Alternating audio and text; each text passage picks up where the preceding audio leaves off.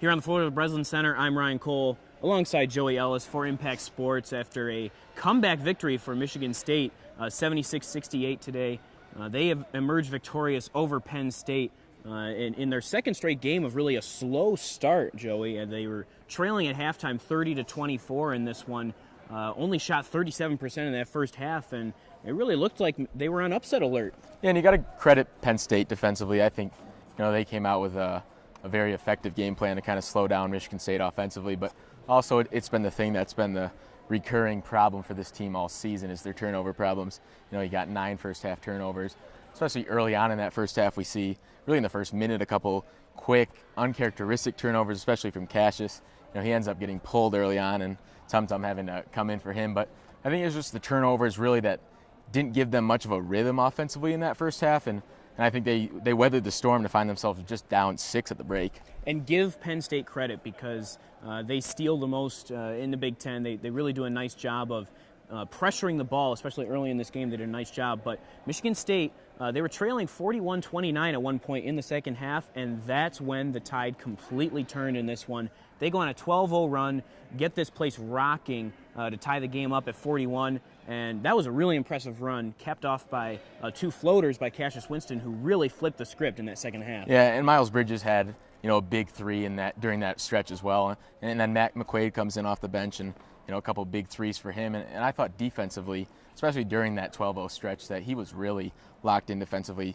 Obviously, Tony Carr, who led the way for Penn State, 28 points, he was going to get his fill, but I thought late, especially in those last couple of minutes, I thought McQuaid did a great job locking him down, and that run is just really impressive, like you said, and really you could tell from in here the crowd fed off it, the team fed off it, and really from there they didn't look back at all. Yeah, I'm glad you mentioned Matt McQuaid. That defense on Tony Carr was really phenomenal. Now, Carr had his. I mean, he had 28 points in this one, but McQuaid did a nice job. He hit a couple of 3s to really get the crowd behind him.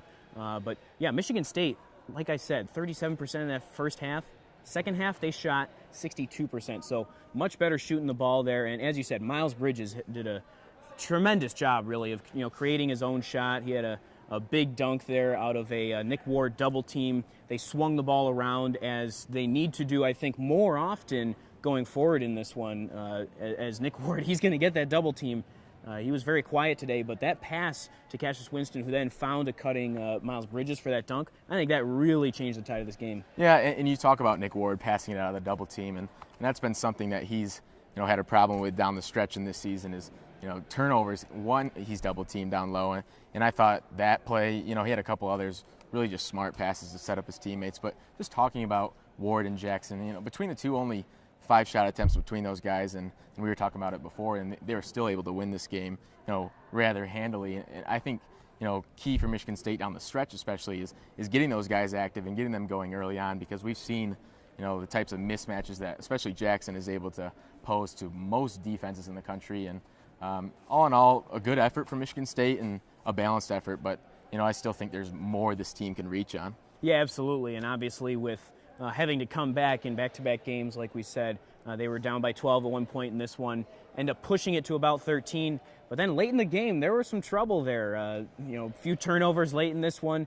Tum inbounding the ball. Miles Bridges turned one over inbounding the ball, so Penn State got it to within 6 there, but they hit free throws in the end in Michigan State. They shot 80% on free throws today, 20 of 25.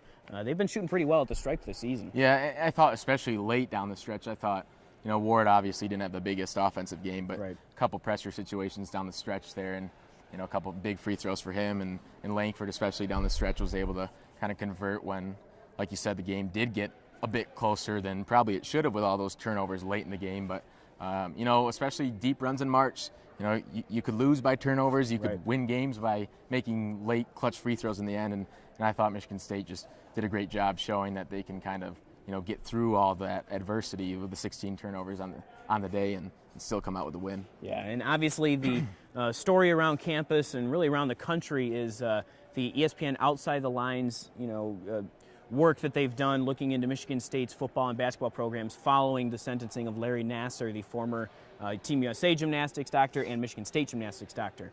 And Tom Izzo was asked once again about allegations regarding sexual assault in his program and in the way that it's been handled in the past, especially in regards to Travis Walton. And once again, he had no comment to that, but he did mention, so they didn't come out with their typical warm-up T-shirts, the We Talk, We Listen, but instead they had a teal ribbon and really talked about how the team was so moved by the way that the Izzone on Friday against Wisconsin, they were all wearing teal in support of sexual assault victims. Yeah, and I think, anybody looking for a response from Izzo in any of these post-game press conferences, I don't think you're going to get it, at least right now. Right now, it's not going to happen. I mean, no. he said, when he can talk and when he feels that he's able to, then that's going to be the time. But I just think a lot of people right now are kind of wondering, why stick to all this legal talk here? I'm sure there's more to it, right. But for all the people kind of looking for more of a soundbite out of him, I don't think you're going to get it for a while. Yeah, I didn't get it today, but once again, they were wearing those teal ribbons. He was wearing one as well. So the team's certainly showing support for victims and survivors of sexual abuse, especially in regards to Larry Nassar. But once again, back on the court, Michigan State improves to 21-3 on the season, 9-2 in Big Ten play. This is their fourth straight win, of course. And, Tom Izzo talked about the resilience of this team. And really, I mean, with everything swirling around the program, they've done a nice job of recentering and came back to have a really nice win today against a Penn State team that's very underrated. So they will go on the road to play Indiana next. They play on Saturday. That's an 8:15 tip-off down in Bloomington. I'll be there covering for Impact Sports. So keep it at Impact Sports, impact89fm.org/sports for all the news and notes regarding Michigan State basketball. So once again, for Joey Ellis, I'm Ryan Cole, again at the Breslin Center. Michigan State 76, Penn State 68. Thanks for watching.